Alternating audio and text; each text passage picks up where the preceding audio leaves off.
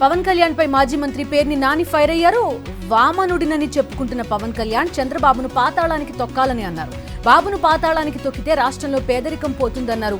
నిన్నటి సభలో పవన్ గురించి చంద్రబాబు ఒక్క మాట కూడా మాట్లాడలేదని విమర్శించారు.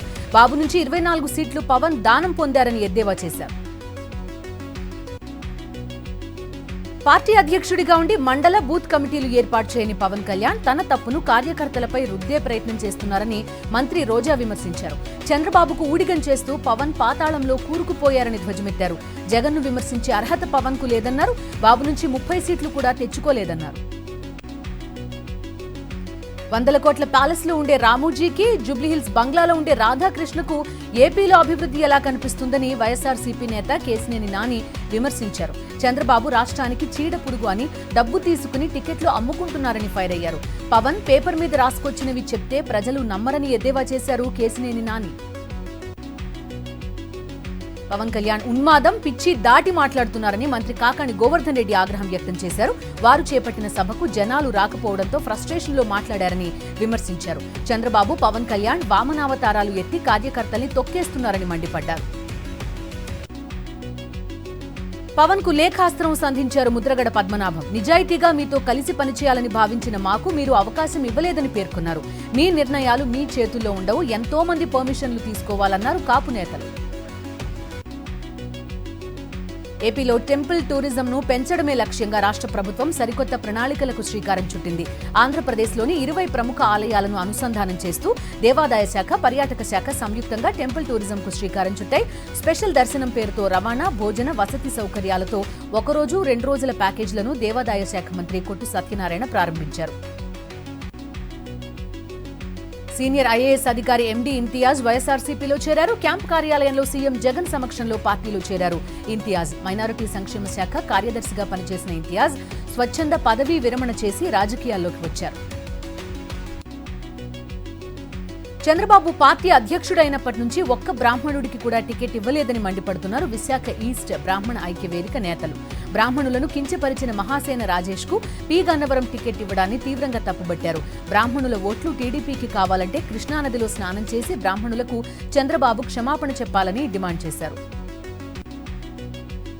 టీడీపీ నేత ప్రతిపాటి పుల్లారావు కుమారుడు శరత్ ను పోలీసులు అరెస్ట్ చేశారు. జీఎస్టీ ఎగవేత, మనీ లాండరింగ్ కేసులో అరెస్ట్ చేశారు. అవెక్సా కార్పొరేషన్ ప్రైవేట్ లిమిటెడ్ కు అధిపతిగా కొనసాగుతున్నట్టు తెలుస్తోంది. రాష్ట్రంలో అభివృద్ధి, సంక్షేమ కార్యక్రమాలు సమపాళ్లలో పరుగులు పెడుతున్నాయన్నారు ఎంపీ ఆదాల ప్రభాకర్ రెడ్డి. నెల్లూరు రూరల్ నియోజకవర్గం 41వ డివిజన్ ప్రాంతంలో గడప గడపకు కార్యక్రమంలో పాల్గొన్న ఆదాల 2 కోట్ల రూపాయల నిధులతో పలు అభివృద్ధి పనులకు శంకుస్థాపనలు చేశారు. అభివృద్ధిపై వాస్తవాలు గ్రహించకుండా దుష్ప్రచారం చేస్తున్నారని మండిపడ్డారు. అన్నమయ్య జిల్లా రైల్వే కోడూరులో దాదాపు 50 కోట్ల రూపాయల వ్యయంతో Chitvel, railway Koduru double road, mini బ్రిడ్జ్లకు భూమి పూజ చేశారు ప్రభుత్వ విప్ కోరుముట్ల శ్రీనివాసులు. జేసీబీ ఎక్కి మరీ ఆయన పనులను పరిశీలించారు. యుద్ధ ప్రాతిపదికన రోడ్ను పూర్తి చేస్తామన్నారు కోరుముట్ల. తిరుమల తరహాలో తిరుపతి శ్రీ గోవిందరాజస్వామి ఆలయ దర్శనానికి వచ్చే భక్తులకు నిత్యాన్నదానాన్ని ప్రారంభించారు టీటీడీ చైర్మన్ భూమన కరుణాకర్ రెడ్డి. తిరుపతి గోవిందరాజస్వామి ఆలయం పక్కనే ఉన్న ఎస్వీ మ్యూజియంలో నిత్య అన్నదానం అందుబాటులోకి తీసుకొచ్చారు. రాష్ట్రంలో మహిళా స్వయం శక్తి సంఘాలను సీఎం జగన్ బలోపేతం చేశారన్నారు వైఎస్ఆర్సీపీ నేతలు. అనకాపల్లి జిల్లా అడ్డరోడ్ తిమ్మాపురంలో రాజాం ఎమ్మెల్యే కంబాల జోగులు, పాయకరావుపేట ఎమ్మెల్యే గొల్ల బాబురావు పర్యటించారు. ఈ సందర్భంగా తిమ్మాపురంలో ఏర్పాటు చేసిన వైఎస్ఆర్ చేయూత మహిళా మార్చ్ను ప్రారంభించారు. నెల్లూరు జిల్లా వెంకటాచలం మండలం పూడిపర్తిలో మంత్రి కాకాణి గోవర్ధన్ రెడ్డి పర్యటించారు. 50 లక్షల రూపాయలతో పునర్నిర్మించనున్న సీతారామాంజనేయ స్వామి ఆలయ పునర్నిర్మాణానికి శంకుస్థాపన చేశారాయన.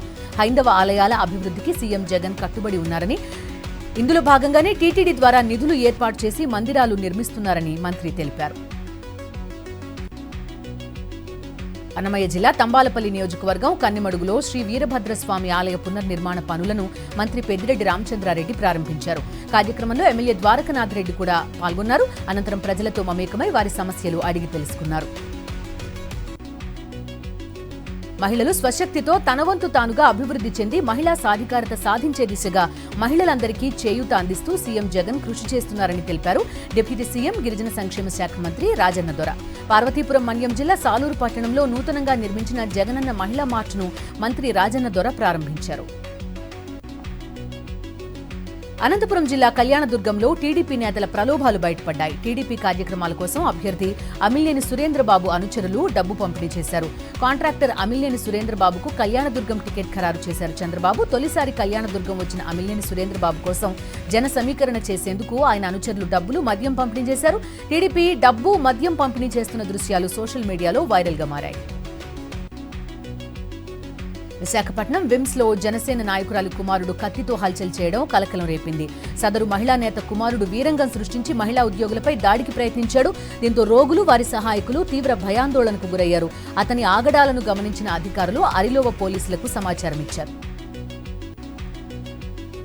తెలంగాణలో నిరుద్యోగులకు ప్రభుత్వం గుడ్ న్యూస్ చెప్పింది. కొత్తగా మెగా డిఎస్సి నోటిఫికేషన్ విడుదల చేసింది. 11,000 టీచర్ పోస్టులకు డిఎస్సి నోటిఫికేషన్ విడుదల చేశారు. ముఖ్యమంత్రి రేవంత్ రెడ్డి విద్యాశాఖ అధికారులతో కలిసి ఈ నోటిఫికేషన్ విడుదల చేశారు. ధరణి దరఖాస్తుల పరిశీలనకు మార్గదర్శకాలు విడుదల చేసింది సీసీఎల్ఏ. దరఖాస్తుల పరిశీలనకు ప్రతి తహసీల్దార్ కార్యాలయంలో 2-3 బృందాలు ఏర్పాటు చేయాలని ఆదేశించింది. ఈ మేరకు కలెక్టర్లకు గైడ్ లైన్స్ జారీ చేసింది CCLA. Nagar Kurnool BRS MP Ramulu BJP గూటికి చేరారు. కేంద్ర మంత్రి రాజీవ్ చంద్రశేఖర్, రాష్ట్ర వ్యవహారాల ఇన్ఛార్జ్ తరుణ్ చుగ్ సమక్షంలో కాషాయ కండువ కప్పుకున్నారు. తెలంగాణలో బీఆర్ఎస్ మునిగిపోయిన పడవ అన్నారు BJP MP doctor K Laxman. BJP అధిష్టానంపై మాజీ ఎమ్మెల్యే కూన శ్రీశైలం గౌడ్ అసంతృప్తి వ్యక్తం చేశారు. షాపూర్ నగర్ లో తన నివాసంలో కార్యకర్తలతో సమావేశమై భవిష్యత్ కార్యాచరణపై చర్చిస్తున్నారు. మల్కాజ్గిరి పార్లమెంట్ బీజేపీ సీట్ ఆశిస్తున్న శ్రీశైలం గౌడ్ సీట్ రాదనే సంకేతాలతో మనస్తాపానికి గురయ్యారు. భవిష్యత్ కార్యాచరణపై ముఖ్య నాయకులతో చర్చిస్తున్నారు.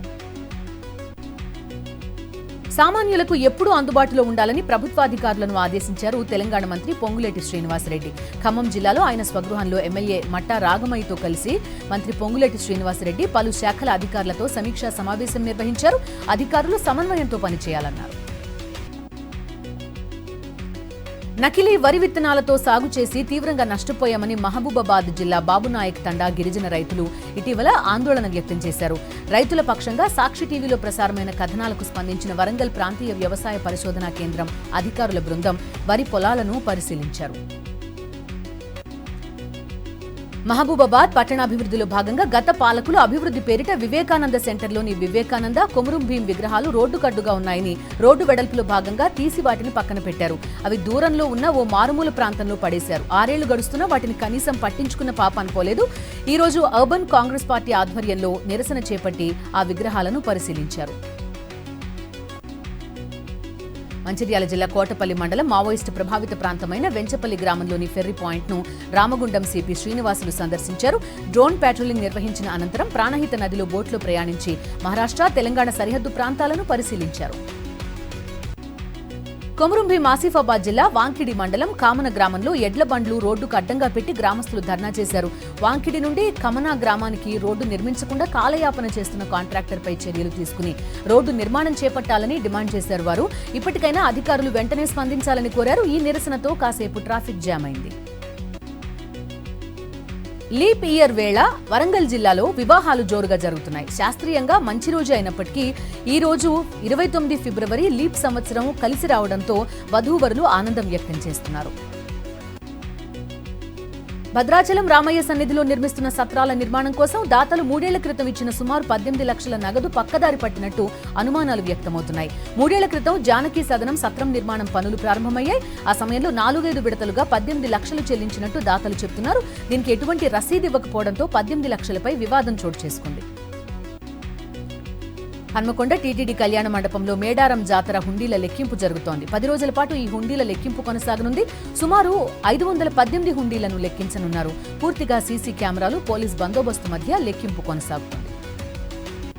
భద్రాచలం శ్రీ సీతారామచంద్ర స్వామి వారి కళ్యాణానికి ముహూర్తం ఖరారైంది. ఏప్రిల్ 9 నుంచి ఏప్రిల్ 23 వరకు వసంత పక్ష ప్రయుక్త శ్రీరామనవమి నవాహ్నిక బ్రహ్మోత్సవాలు జరపనున్నట్టు అధికారులు తెలిపారు. ఏప్రిల్ 16న సాయంత్రం ఎదుర్కోలు మహోత్సవం, ఏప్రిల్ 17 ఉదయం 10:30 నుంచి 12:30 వరకు సీతారాముల కళ్యాణ మహోత్సవం జరుగుతుందని ఆలయ అధికారులు తెలిపారు.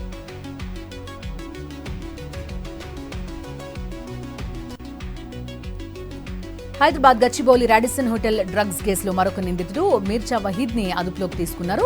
అబ్బాస్ అలీకి 24న 4 గ్రాముల కొకైన్ సరఫరా చేసినట్టు గుర్తించారు పోలీసులు. మీర్జా వహీద్ కు కొకైన్ ఎక్కడి నుంచి వచ్చింది అనే కోణంలో దర్యాప్తు కొనసాగిస్తున్నారు. తెలంగాణ గొర్రెల కుంభకోణం కేసులో 4 నిందితుల్ని ఏసీబీ కస్టడీకి ఇచ్చారు. ఇవాళ్టి నుంచి 3 రోజుల పాటు ఏసీబీ అధికారులు నిందితులను విచారించనున్నారు. 2 అసిస్టెంట్ డైరెక్టర్లు, 1 deputy director, 1 district ground water ఆఫీసర్ను అరెస్ట్ చేశారు. సింగర్ చిన్మయి శ్రీపాదపై హెచ్సీయూ విద్యార్థి కుమార్ సాగర్ ఫిర్యాదుతో గచ్చిబౌలి పోలీసులు కేసు నమోదు చేశారు. ఇన్స్టాగ్రామ్ లో స్టూపిడ్ కంట్రీ అంటూ చిన్మయి వ్యాఖ్యలు చేశారు. భారత్లో అమ్మాయిగా పుట్టడం కర్మ అంటూ చిన్మయి పోస్ట్ పెట్టారు. అన్నమయ్య జిల్లా రాజంపేట పోలీస్ డివిజన్ పరిధిలో చోరీలకు పాల్పడుతున్న 2 నిందితులను రాజంపేట అర్బన్ పోలీసులు పట్టుకున్నారు. 4 ఏళ్లుగా తాళాలు వేసి ఉన్న ఇళ్లలో చోరీలు చేస్తున్నట్టు చెప్పారు. వీటితో పాటు ఒంటరి మహిళలపై దాడి చేసి చైన్ స్నాచింగ్ కి పాల్పడుతున్నట్టు తెలిపారు. వచ్చే లోక్సభ ఎన్నికల్లో 400 సీట్లే లక్ష్యంగా సార్వత్రిక సమరానికి అస్త్రాలు సిద్ధం చేస్తోంది బీజేపీ. సాయంత్రం ఢిల్లీలో బీజేపీ కేంద్ర ఎన్నికల కమిటీ సమావేశం కానుంది. ప్రధాని మోదీ, బీజేపీ జాతీయ అధ్యక్షుడు జేపీ నడ్డా నేతృత్వంలో జరిగే ఈ భేటీలో వివిధ రాష్ట్రాల్లో పోటీ చేయనున్న లోక్సభ అభ్యర్థులను ఖరారు చేయనుంది. హిమాచల్ ప్రదేశ్ రాజకీయ సంక్షోభం కీలక మలుపు తిరిగింది. 6 రెబల్ కాంగ్రెస్ ఎమ్మెల్యేలపై అనర్హత వేటు పడింది. రాజ్యసభ ఎన్నికల్లో క్రాస్ ఓటింగ్ చేసిన ఎమ్మెల్యేలపై అనర్హత పిటిషన్ దాఖలు చేసింది కాంగ్రెస్. దీనిపై విచారణ చేపట్టిన అసెంబ్లీ స్పీకర్ కుల్దీప్ సింగ్ పథానియా 6 ఎమ్మెల్యేలను అనర్హులుగా ప్రకటించారు. పశ్చిమ బెంగాల్లో రాజకీయ ప్రకంపనలు సృష్టిస్తున్న సందేశ్ ఖలీ కేసులో ప్రధాన నిందితుడు తృణమూల్ కాంగ్రెస్ నేత షాజహాన్ షేక్ అరెస్ట్ అయ్యాడు. 55 రోజులుగా పరారీలో ఉన్న అతన్ని ఉత్తర 24 పరగణాల జిల్లాలోని మినాఖాలో కస్టడీలోకి తీసుకున్నట్టు బెంగాల్ పోలీసులు ప్రకటించారు. ఈడీ అధికారులపై దాడి కేసులో షాజహాన్ షేక్ ను అరెస్ట్ చేశారు పోలీసులు. వర్క్ ఫ్రం హోం విధానానికి పూర్తిగా స్వస్తి పలుకుతూ ఉద్యోగులను కంపెనీలు బలవంతంగా ఆఫీసులకు పిలిపిస్తున్న ప్రస్తుత తరుణంలో దేశీయ ఐటీ దిగ్గజం ఇన్ఫోసిస్ కాస్త ఊరట కలిగిస్తోంది. పూర్తిగా వర్క్ ఫ్రం ఆఫీస్ కాకుండా హైబ్రిడ్ వర్క్ మోడల్ ని అనుసరిస్తోంది. తాజాగా ఉద్యోగులకు నెలకు 11 రోజుల పాటు వర్క్ ఫ్రం హోం చేసుకునే వెసులుబాటు కల్పిస్తోంది. క్రిప్టో కరెన్సీ బిట్ కాయిన్ సరికొత్త రికార్డులు నమోదు చేసింది. వరుసగా 5వ రోజు మళ్లీ పుంజుకుని 2 ఏళ్ల గరిష్టానికి చేరుకుంది. దీంతో ఒక్కో బిట్ కాయిన్ ధర $60,000 మార్క్ చేరుకుంది. ఫలితంగా ఈ ఫిబ్రవరి నెలలో బిట్ కాయిన్ విలువ 39.7% పెరిగినట్టు పలు నివేదికలు వెలుగులోకి వచ్చాయి. ముఖేష్ అంబానీకి చెందిన రిలయన్స్ ఇండస్ట్రీస్, వాల్ట్ డిజ్నీ మధ్య ఒప్పందం కుదిరింది. తమ మీడియా వ్యాపారాలైన వయాకామ్ 18, స్టార్ ఇండియా విలీనానికి ఒప్పందం కుదుర్చుకున్నాయి. ఇరు సంస్థలు కలిపి 70,352 కోట్ల విలువైన జాయింట్ వెంచర్ ఏర్పాటుకు నిర్ణయించాయి. సంయుక్త సంస్థలో రిలయన్స్ 11,500 కోట్ల రూపాయల పెట్టుబడి పెట్టనుంది.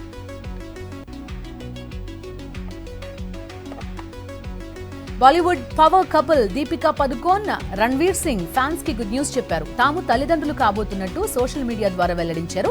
సెప్టెంబర్లో డెలివరీ డేట్ ఇచ్చినట్టు ఇన్స్టాలో పోస్ట్ పెట్టింది దీపిక. దీంతో సెలబ్రిటీలు, నెటిజన్లు దీప్ వీర్ జోడీకి శుభాకాంక్షలు చెప్తూ కామెంట్ చేస్తున్నారు.